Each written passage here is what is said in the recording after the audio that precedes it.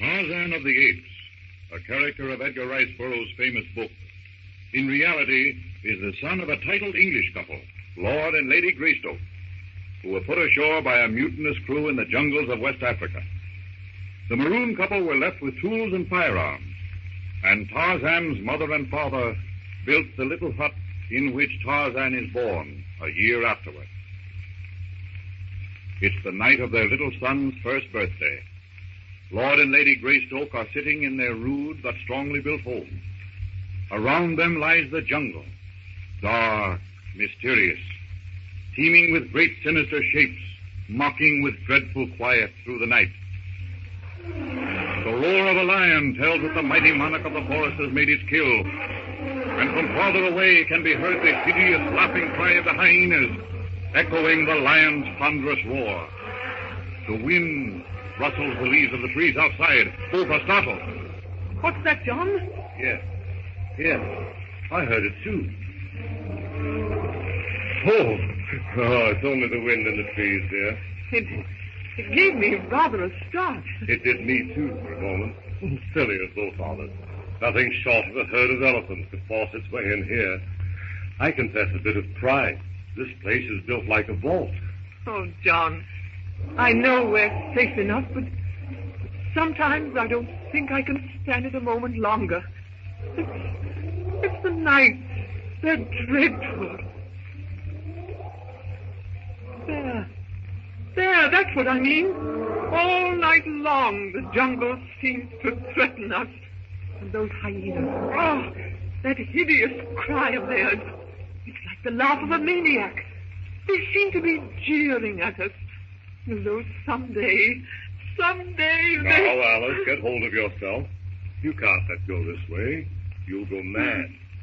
You have to hold tight, dear, for him. For him. Oh, he's a year old today, John. Yes, a year old and as sound as a nut. Sleeps through gunshots and everything. He's a darling, isn't he, John? And the picture of you. Nothing of the sort. He looks exactly like you. Oh, yes, he does, dear. Why, he has your eyes and that sweet little smile of his. Why, that's exactly like you, dear.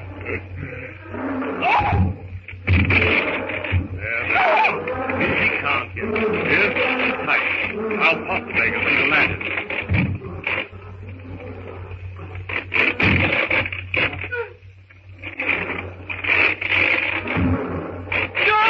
He'll burst the door down. I know he will.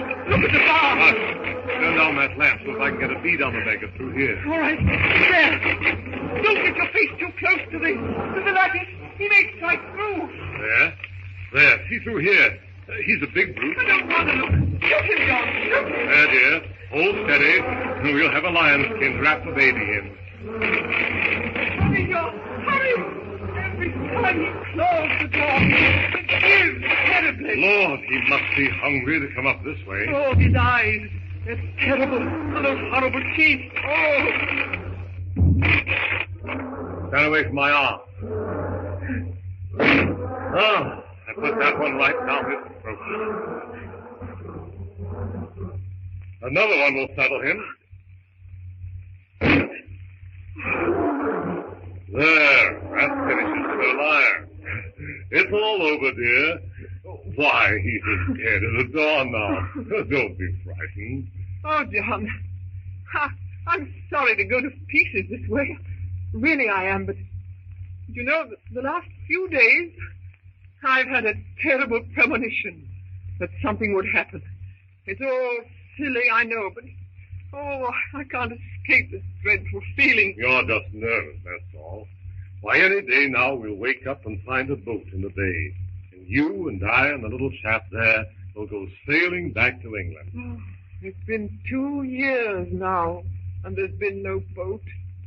2 terrible years, John. Why, Alice, I can't understand this in you at all. Oh, buck up, my girl. Don't let it get you this way. Oh, I'm sorry, John. It's like a terrible threat hanging over. Listen to the jungle now. Why, there isn't a sound. No, that shot quieted them for a little while, but the silences are the worst of all. The silence means that something awful and dreadful is passing through the jungle. There. Your silence is broken for you. A panther. Oh, John, I hate to show the white feather like this, and I shan't do it again. Now there, that's a promise. White feather? Oh, why, rot. You've been marvelous, Alice. This infernal jungle is bound to get you once in a while. Come on, kiss me and forget it. Gladly, sir. John, which one of our neighbors is that? A bull? It's the apes I hate worst of all. They're so human and yet so far from human. Those long, powerful arms, their awkward gait, and the terrific speed in which they swing and leap from branch to branch. They are nasty beggars. That one you shot yesterday. Oh, those nasty, close-set eyes and yellow fangs. Come on now. Oh, forget it.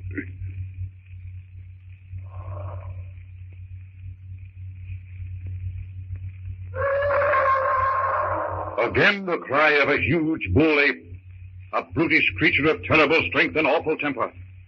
The ape has suddenly gone mad, raging, foaming mad, with that peculiar madness which suddenly seizes bull apes and quickly passes. He's running rampant among his people. The younger and lighter apes are scampering to the highest branches.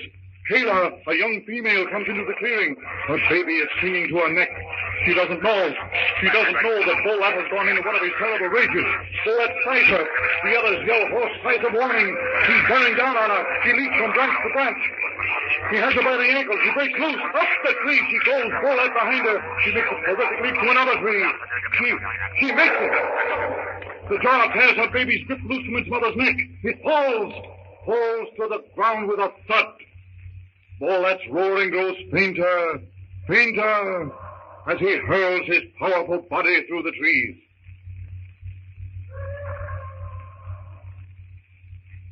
That bull ape is certainly doing a lot of boasting tonight. He sounds very close, John. Oh, he's miles away. Those bull apes have tremendous lung power. Beastly sound. Yes. John, it's getting a little cold. I think perhaps we'd better build a small fire. Baby sneezed this morning. All right. I want to go out and drag that lion into the shed anyway before the hyenas get at the skin. John, have you noticed how deathly still the jungle has suddenly become? Just a lull. Where's the axe? Over there in the corner. Just a few sticks will do, John. Just enough to keep the chill off. Righto. Be back in a second. Aren't you going to take your rifle? Oh, I'll hardly need it. Just going out to the shed. I'll leave the door open. The light will keep any animals away. All right. You know, every time I open the latch on this door, I'm impressed with myself. Well, it's quite an invention, Alice. Yes, dear. I have admired it before. Oh, no. Now run along and get the wood. Yes, all right, dear.